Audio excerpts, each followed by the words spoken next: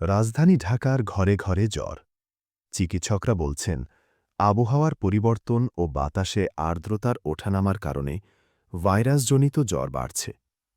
শিশুসহ সব বয়সী মানুষ এতে আক্রান্ত হচ্ছে।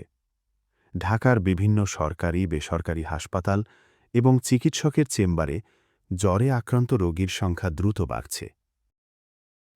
বেশিরভাগ রোগীর শরীরে কাঁপুনি, গায়ে ব্যথা, মাথা ব্যথা, বমি, হাত পায়ের গিরায় ব্যথা, ঠান্ডা, সর্দি ও নাক দিয়ে পানি পড়ার মতো উপসর্গ দেখা যাচ্ছে।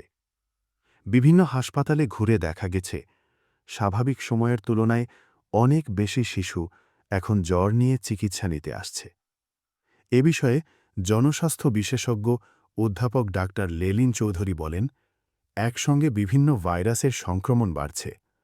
সাধারণ ভাইরাল জ্বরের পাশাপাশি ডেঙ্গু, চিকুনগুনিয়া ও রোটাভাইরাসও বাড়ছে। উপসর্গে মিল থাকায় অনেকেই বুঝে উঠতে পারে না যে আসলে কোনটিতে আক্রান্ত হয়েছে। এক্ষেত্রে আতঙ্কিত না হয়ে সচেতন হওয়া জরুরি।